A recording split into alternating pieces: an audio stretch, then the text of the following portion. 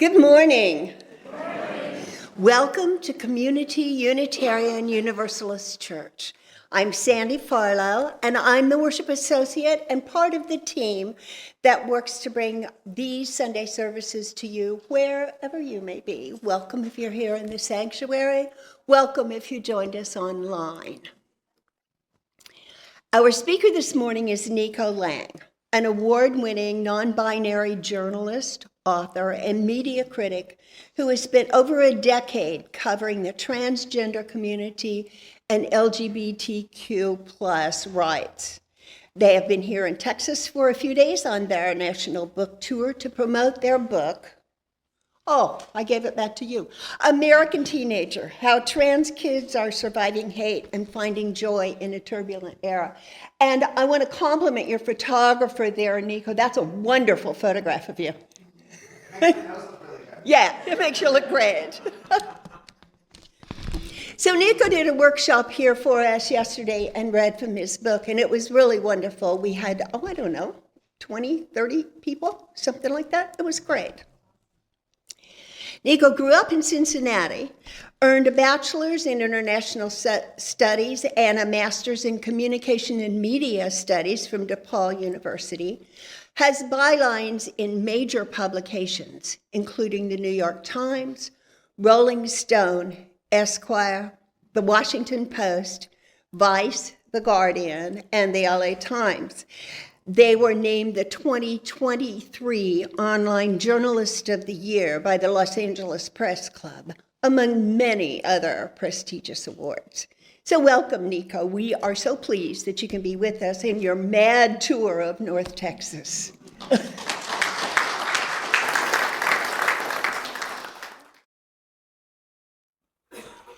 Come one, come all.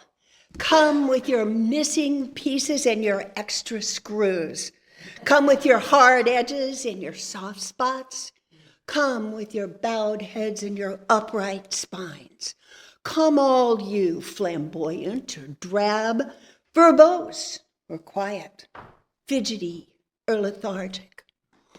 All you with large vision and tender hearts. All you with small courage and tender fears. Bring your lisp and your stutter and your song. Bring your gravel and your drawl and your lilt. Bring your anger and your joy and your righteous indignation. Misfits and conformists and everyone in between. Come into this space and be welcome. Bring who you are. Bring where you've traveled. Bring what you long for, and let us worship together. Our chalice lighting this morning is from a role-playing game curriculum offered by the UUA called Journey for Deeper Joy. Pam will light our chalice.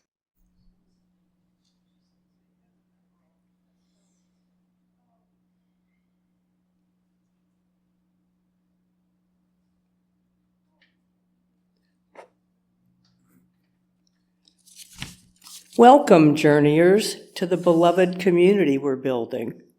Welcome to a room for laughter, change, and connection. Whatever you carry, bring it here. Whatever you fear, name it here. We go forward toward the deeper joy we create together. Thank you, Pam. Each week we make this promise to one another about how we choose to be in community and in the world. Please join me in saying, love is the spirit of this church and service is its law. This is our great covenant, to dwell together in peace, to seek the truth in freedom, and to help one another.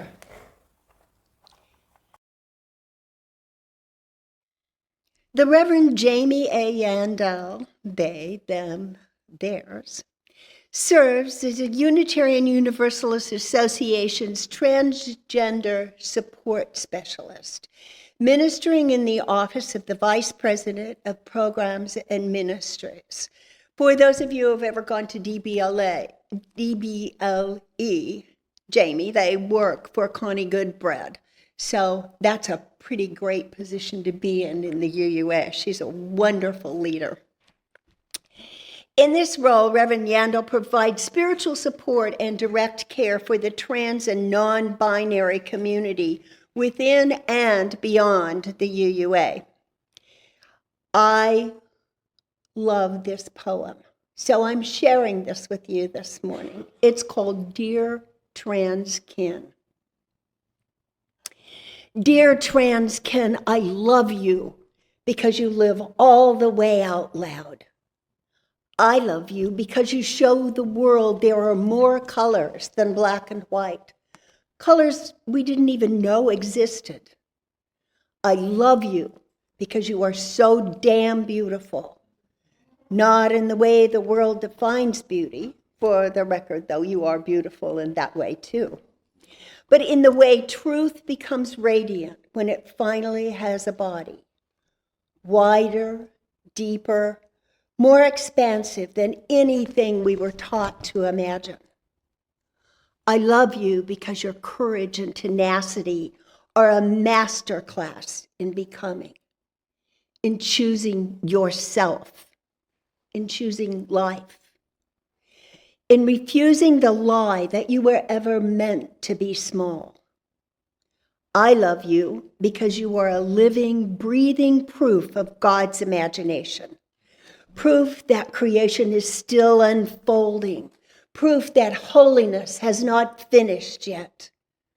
I love you because you show us a different world is possible. A world where gender is a garden, not a cage. A world where we get to name ourselves and call it sacred.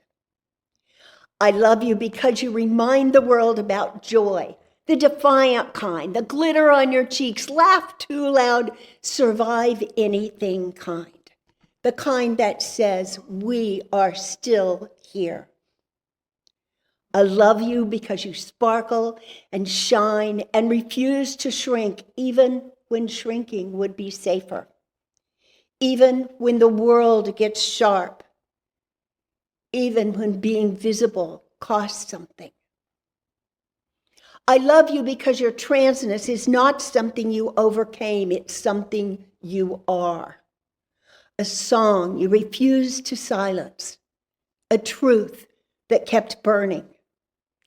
I love you because loving you has made me braver about loving myself. Because your existence feels like a doorway. Because knowing you makes the universe wider. You are blazing the path toward a steadier future. And we get to love you while the world is still catching up. I bought them in Denton when I was having a sort of bad sales day. And I was just like, they say emotional support fries. How lucky is that? So I've just started to keep them with me because I'm like, it's a nice little thing to have emotional support fries. So thank you all so much for having me this morning. I'm actually going to switch things up on you. I'm not reading from the book. He's surprising us. I know. Look at me. So I'm actually going to read an email that I got because I think it goes with the theme a little bit better. So while I'm pulling it back up, because of course my email was like, no, I'm not going to keep that ready for you. So I spent a year traveling the country to document the stories of trans kids in 7 different states to write this book, American Teenager, How Trans Kids Are Surviving Hate and Finding Joy in a Turbulent Era. So the states were South Dakota, Alabama, West Virginia, Texas, Illinois, Florida, and California. And my goal was to simply show trans kids as they are. I feel like right now there's so much talking about trans youth and very little of people talking to them or bothering to get to know them to begin with. So I thought you could do a lot of good just by allowing people to spend time with these kids to sort of see what their daily lives are like. So the book, it's like a fly on the wall documentary where for 2.5 weeks, I spent that time just sort of like following the families around in a non-creepy way and documenting their lives. Because I just like when people get to meet these kids actually and get to know them, like, yeah, they're like, I don't know, bratty and annoying sometimes in the way that teenagers are, right? If you have a teenager, you probably spend 50% of your life wanting to slap them. But it's like, they're so, yeah, I heard that that's true. Yeah. Validation. Thank you so much for that. But they're so lovely and weird and wonderful and human. And I just wanted people to get to see that in all of its complexities. So with that work, it's not just that I published this beautiful book that I'm so proud of. Please buy 1 billion copies. I'll be selling them afterward. It's also that I've been taking this book across the country for the last 20 months of my life to as many communities as I possibly can to do this work. This is now I did the math yesterday. This is my 280th event. In the past 20 months, I've been to 49 states, everywhere but Hawaii, and I'm going to go to Hawaii next month, so that'll be all 50. And I'm going to keep doing this for as long as, without getting too partisan, as long as this guy is president, because I just don't know what else there is to do but to tell these stories. And also with that, here's where the sort of theme comes into play. I've started to put myself out there a little more in ways that I didn't expect. So it's not just, preaching at church on Sunday morning when I should be in bed, but also going out to like restaurants and cafes and bars. If I have a little bit of scratchy throat, it's because I was at a leather bar shouting at people about trans rights until like midnight last night. The other day in Fort Worth, I was at a cafe, just this like cute little queer cafe. It was interesting because the people who own the place are really cool and supportive, but the people who come to the place, not necessarily so much. A man came up to me and he said that trans people are terrorists and that what he wants for these kids is to go back to their God-given gender. And later that night, of course, I thought of the perfect response. And I'm like, I should have really called that man in and been like, you're God. You created the heavens and the earth. You created seahorses, male seahorses who can get pregnant. You created platypi, whatever the heck is going on there, those little beaver ducks. But somehow trans kids are beyond your scope. Like everything is possible through the vastness of the universe, but trans kids. Unfortunately, I am very Italian, and I instead told him to get the hell away from me. So, but you get the good and the bad. And I'm going to share with you a little bit of the bad. So I do a lot of reaching out to, different congregations. I believe, was I the person who initiated or did you? Yeah, okay. I did a little fishing and Kiki got back to me. So we got the fishy on the line. Most of the time people are really cool and wonderful and supportive. Sometimes people are not.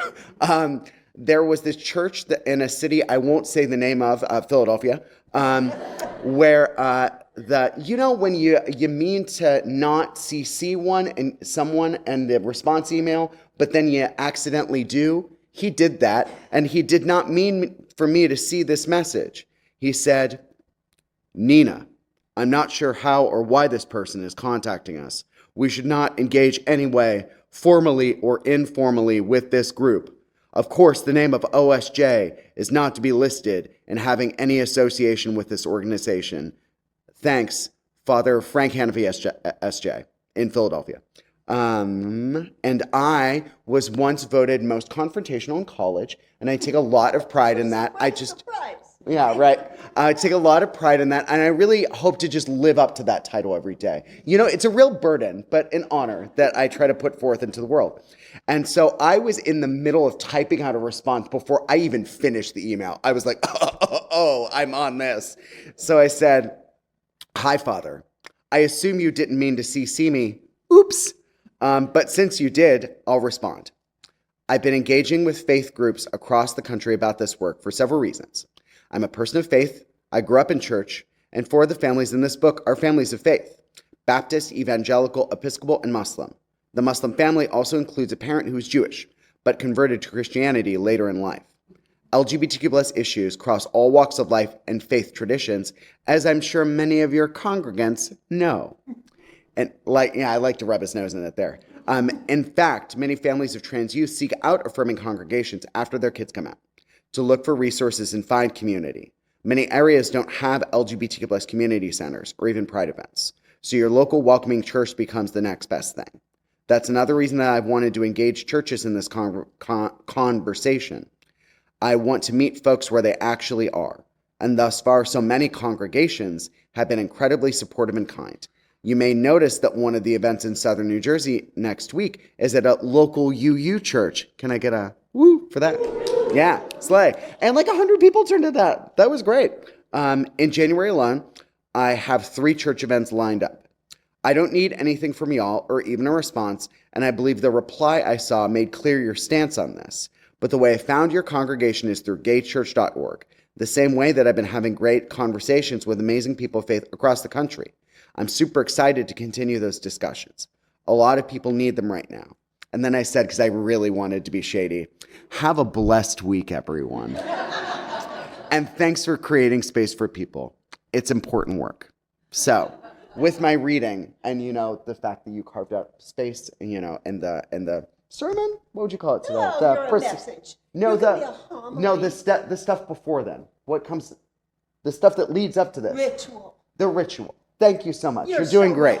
The fact that you sort of carved out space in the ritual even to lift up this message and to carry forward the voices of trans people, that just really touched me. And I just thought that I really wanted to read that email to you so I could say, thank you for creating space for people. It's important work. Okay, so thank you so much. I've never gotten an intermission before. That felt really cool. Also, can we give another applause for Sammy? That was really beautiful. She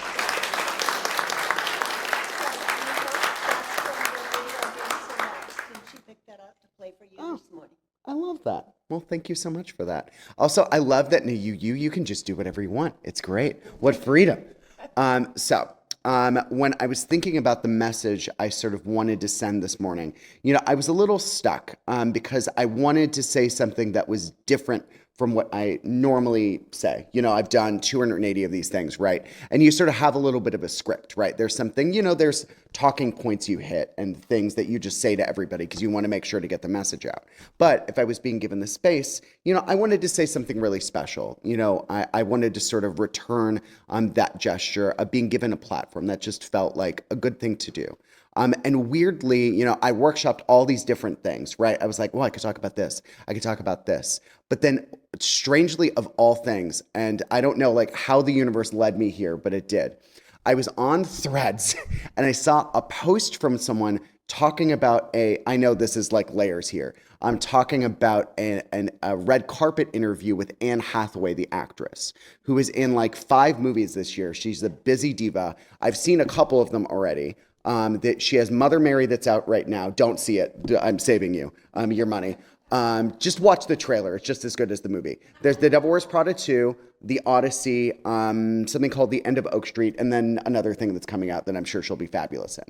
And someone was asking her during this red carpet interview that you're quite busy this year. You have 5 movies coming out. And when you're on set, you're really dedicating a lot of not only your time, because you're there like 16 hours a day, but your emotional energy to this project. It can be really exhausting. And then you have to go out into the world and promote it. And that really, resonated with me because I thought about this book and that everybody thinks the hardest part of writing a book is the writing of it. Actually, it's putting it out into the world. It's making sure that people pay attention to a message like this, making sure that the kids who entrusted me with their voices, that they feel like they're being heard, that they feel like their thoughts are getting out there, that they're helping to inspire some sort of change. Maybe not in the sort of like, the big way, the overarching way, but even on the ground, right? Of just explaining to people that this is a really hard time for them. It's not an easy time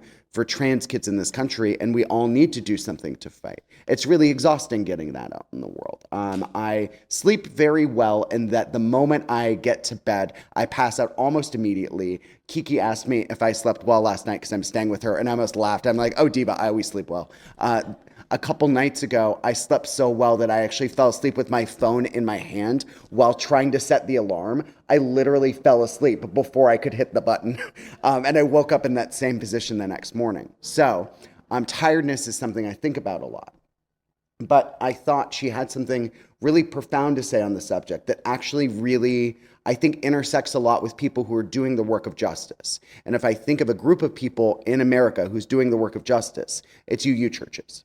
She said that on days where she's particularly exhausted, where she just feels like she doesn't have a lot of energy left, she asks herself, do I like the reason I'm tired?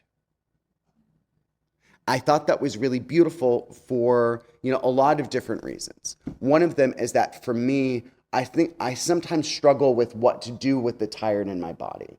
Like on days where things feel really hard, or some guy tells me that he thinks that trans kids are terrorists, I just struggle to know what to do with that energy.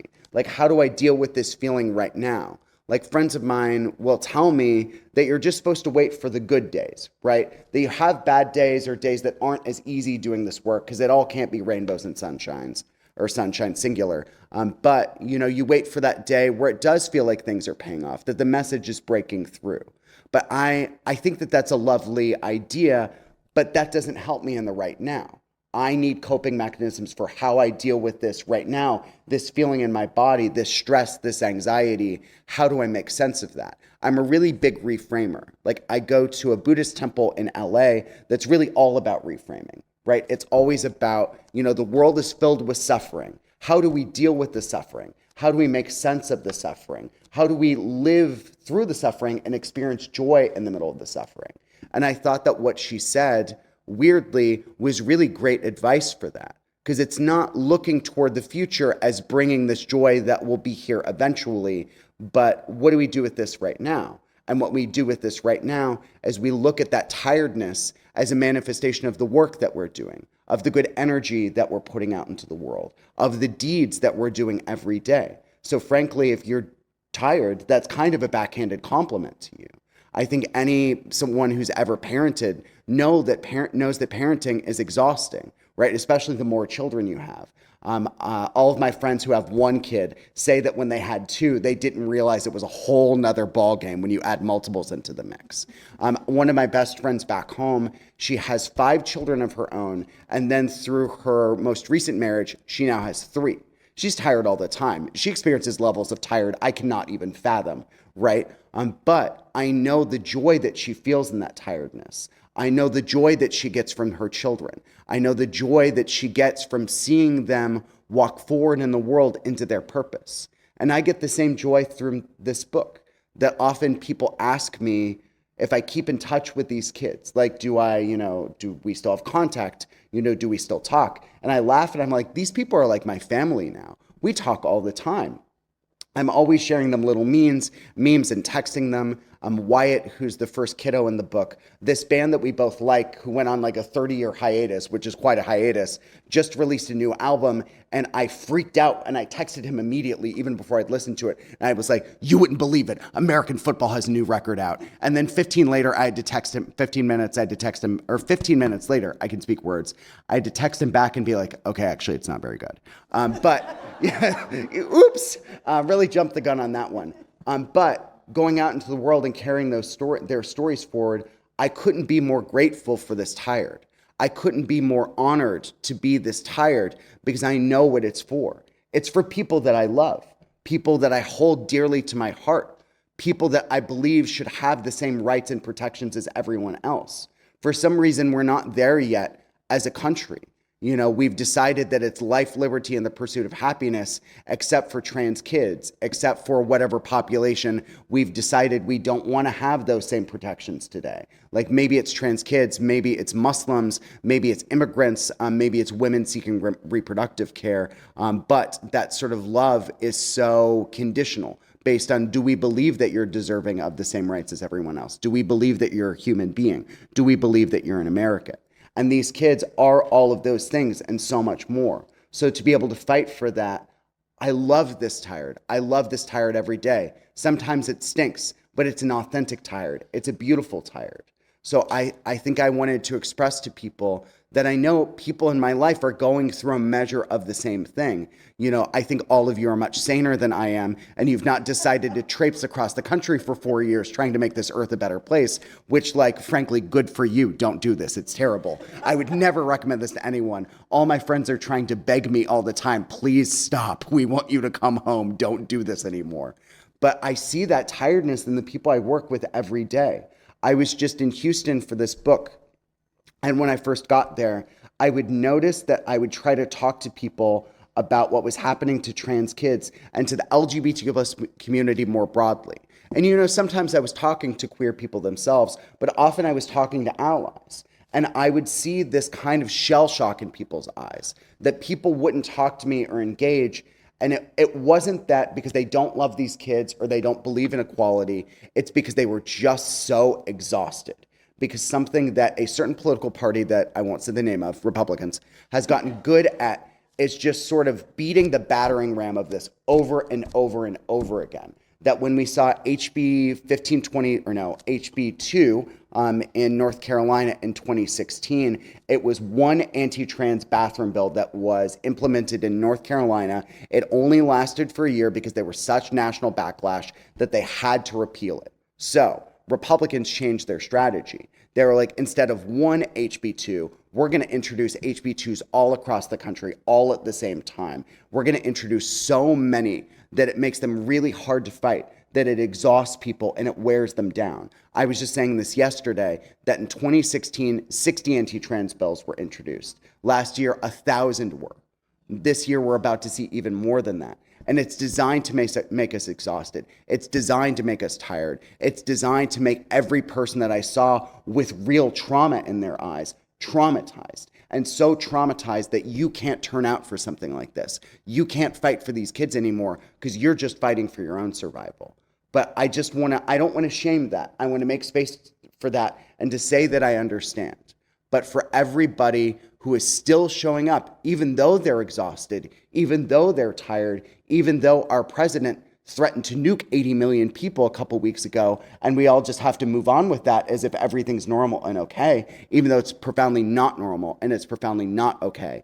I had to give a speech that night, and I probably cried 8 different times. I could not stop crying. I'm literally starting to get emotional thinking about it, just because it's hard to do this. It's hard to be a person right now. But I think I just want to say thank you to all of you. Like, to everyone who continues to show up when they're tired, who continues to give it all for the people who need us.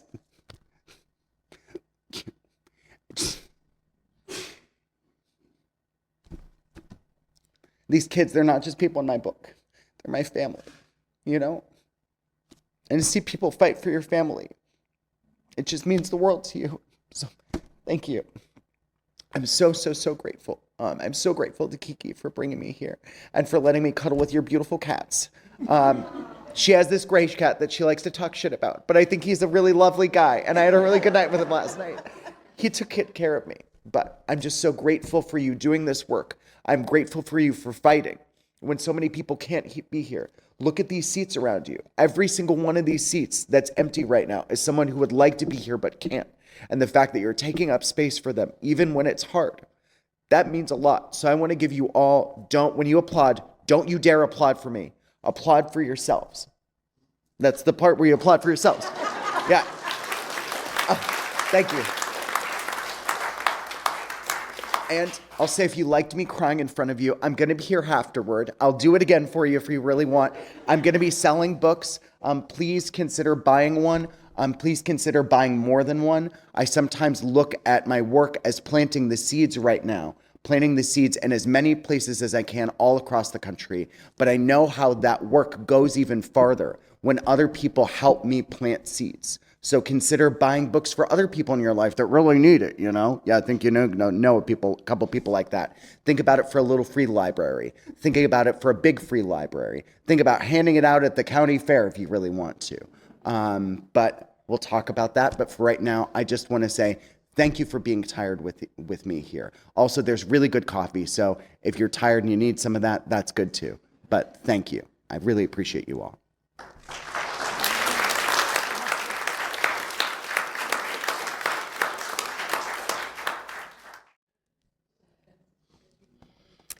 Our benediction today is written by Birch Q, an intern minister at the First Universalist Church in Denver.